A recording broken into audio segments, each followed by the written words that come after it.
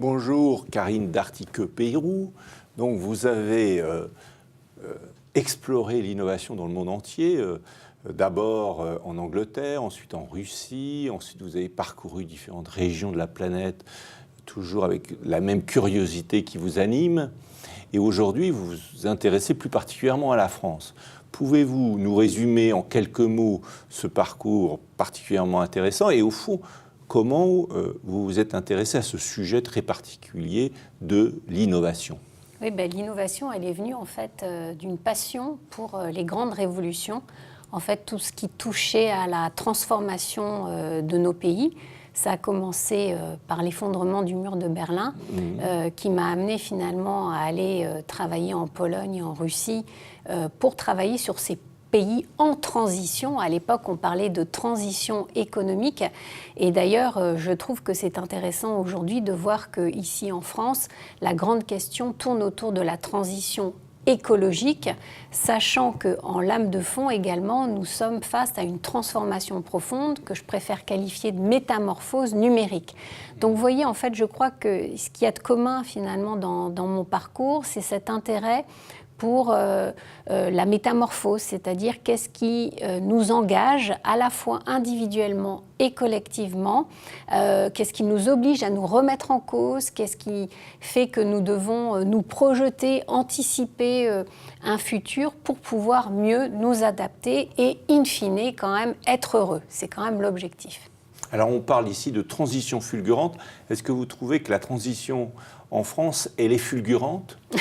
Alors je dirais que non, l'impression est qu'en France, la transition n'est pas fulgurante, mais la transition... Elle est dans le monde. Oui, elle est, si vous voulez, c'est vrai que fulgurante, il y a quelque chose de très juste dans ce terme de transition fulgurante, parce que ce qu'on vit, c'est quand même quelque chose de radicalement différent de ce qui s'est passé par le passé.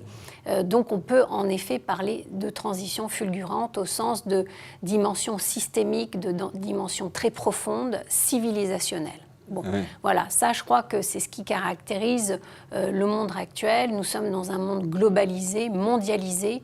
Tout l'enjeu est de rendre cette dimension humaine de la mondialisation, parce que pour l'instant, la globalisation se fait à travers quelques grands acteurs, à commencer par les acteurs financiers, marché des capitaux, etc. Mais la question, c'est bien sûr la question de la connaissance, la question de la coopération, la question de l'interdépendance à l'échelle planétaire. Comment rendre finalement cette mondialisation beaucoup plus humaine? Donc dans le caractère transition, je dirais ce qui me dérange un petit peu dans la dimension transition, c'est ce caractère entre-deux. Je crois qu'il est maintenant nécessaire d'arrêter de se trouver dans cet entre-deux et de prendre des voies, s'engager dans des voies, quitte à prendre des risques pour s'engager dans ces voies. Et c'est pour ça qu'aujourd'hui, l'innovation, elle est indispensable, parce qu'à la fois, il nous faut anticiper, c'est-à-dire il faut vraiment renforcer notre questionnement prospectif, et à la fois, il faut innover. Et innover, bien évidemment, c'est prendre des risques, et c'est ça qui est difficile, puisque ça ne concerne pas uniquement un petit point de la planète, ça a quand même des impacts au niveau global. Alors, on va explorer durant toute une série de petites émissions d'une dizaine de minutes toutes ces dimensions d'innovation que vous avez explorées de manière très différente. Est-ce que vous pouvez nous dire les grands axes de ce que vous allez expliquer et les grandes caractéristiques des différents types d'innovation que vous avez pu observer ou des écosystèmes d'innovation que vous avez pu observer? Alors déjà peut-être un petit préalable à ça, c'est-à-dire d'où je parle. D'où je parle, en fait, moi je suis donc prospectiviste, je travaille sur les grandes évolutions planétaires, en particulier tout ce qui relève des mutations socioculturelles. Parce que finalement, derrière toutes ces évolutions, qu'elles soient technologiques, écologiques, sociales, culturelles, en fait, c'est vraiment avant tout une question de système de valeurs et de comportement, c'est-à-dire quel est notre rapport à la transition écologique, notre rapport à la transformation numérique. Donc, la dimension culturelle est essentielle. Donc, en tant que prospectiviste, je suis docteur en sciences politiques et aussi j'ai fait mon post-doctorat sur les enjeux de société de l'information.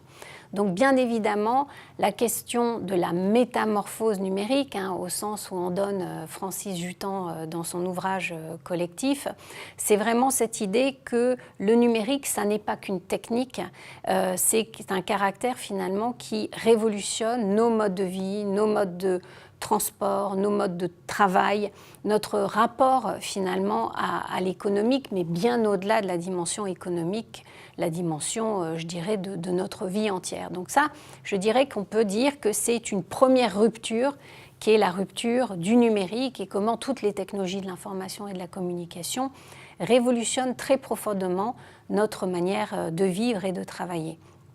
Et puis, il y a la deuxième rupture qui est la rupture écologique. Et cette rupture écologique, en fait, elle se manifeste à la fois de manière visible, mais aussi invisible, comme dit Dominique Bourg. Et c'est tout ce qui fait la difficulté finalement de cette transition écologique, c'est qu'il y a beaucoup de choses qu'on ne voit pas à l'heure actuelle. On sait par exemple sur la dimension biodiversité qu'il faut une certaine biodiversité, mais on n'arrive pas vraiment à prouver un seuil de biodiversité.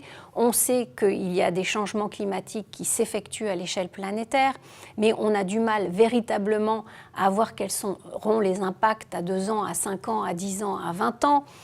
Donc bien évidemment, la dimension transition écologique, elle est très importante parce que finalement, ce qui compte, c'est le message de l'Anthropocène. C'est-à-dire qu'aujourd'hui, on est arrivé à un tel seuil d'impact de l'activité humaine sur la planète, que c'est ça qu'il faut penser et qu'il faut revoir complètement et mettre cette dimension écologique au cœur de la création de valeur. Donc je dirais qu'il y a ces deux ruptures sont majeures, mais elles ont après un impact dans plein de domaines, dans de nombreux domaines comme les domaines bien sûr économiques, de création d'entreprises, de développement d'excellence, d'éducation, bien évidemment. Donc ça touche à tous les domaines. Et ce qui constitue véritablement le caractère complexe de ce que l'on vit, c'est qu'on peut anticiper dans chacun des domaines. Je prends par exemple l'exemple de la démographie.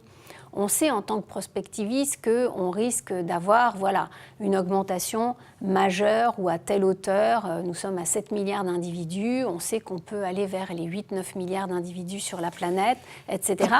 Mais la vraie difficulté, c'est comment on relie une tendance dans un domaine donné avec d'autres tendances, c'est-à-dire démographique, avec écologique, avec économique, avec phénomènes migratoires. On le voit dans le cas des phénomènes migratoires, on le sait. En termes de prospective, on sait on parlait depuis une dizaine d'années d'à peu près d'un impact de 130, 150 millions, voire 200 millions de migrants qui pouvaient également bouger, soit pour des raisons climatiques, soit pour des raisons politiques. Mais la vraie question, c'est comment toutes ces tendances se rencontrent les unes des autres et qu'est-ce que ça va donner in fine. Et c'est la grande incertitude, elle est là, elle est dans ce croisement des évolutions. Alors nous allons découvrir dans 2 émissions suivantes les dimensions visibles et invisibles de l'innovation. À tout de suite.